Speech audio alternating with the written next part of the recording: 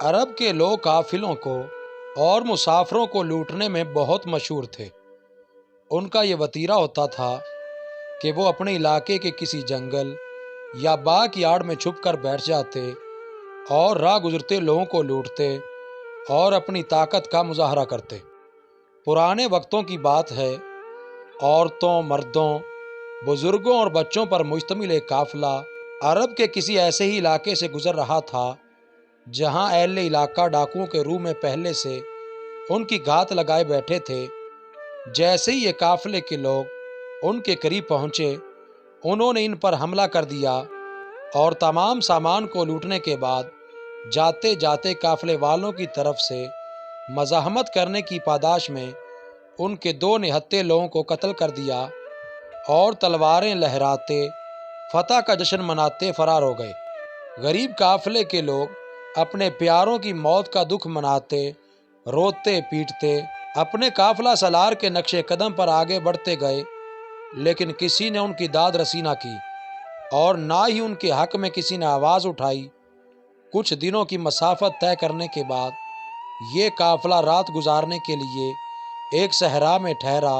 قافلے کی عورتیں کھانا پکانے کا سامان کرنے لگیں اور مرد حضرات آگ جلانے کے لیے ارد گرد سے لکڑیوں کا بندوبست کرنے لگے۔ رات کا وقت تھا اور آگ کی روشنی دور سے بڑی آسانی سے دیکھی جا سکتی تھی۔ کچھ راہ بھٹکے ہوئے بھوکے گھڑ سواروں نے آگ جلتی دیکھی تو اس طرف آ نکلے۔ اب اسے قسمت کہیے یا قدرت کا کھیل کہ یہ گھڑ سوار وہی ڈاکو تھے جنہوں نے اس قافلے کو پہلے لوٹا تھا اور پھر ان کے 2 افراد کو قتل کر دیا تھا۔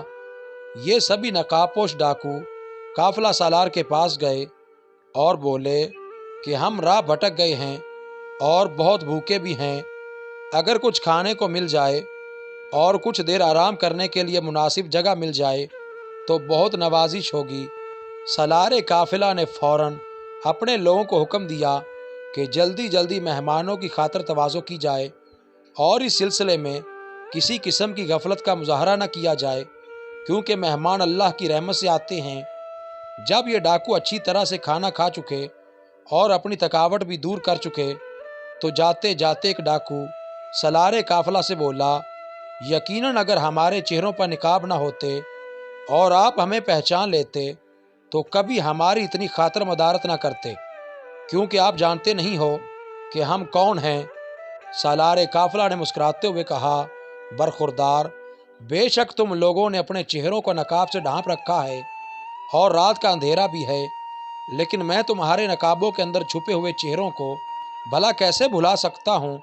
تم سب وہی لوگ ہو جنہوں نے پہلے ہمیں لوٹا تھا اور پھر ہمارے 2 افراد کو قتل کیا تھا، جن میں سے ایک میرا اپنا سگا بھائی تھا۔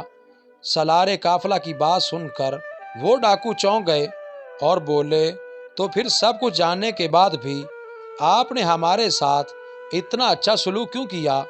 سالار قافلہ بولا، یہ تو اپنے اپنے نصیب کی بات ہے۔ اس دن ہم لوگ آپ کے مہمان تھے، جو آپ سے ہو سکا آپ نے ہمارے ساتھ کیا، لیکن آج آپ لوگ ہمارے مہمان ہو، جو ہم سے ہو سکا وہ ہم نے کیا۔ اللہ تو سب دیکھ رہا ہے، وہی اس کا اجر دے گا۔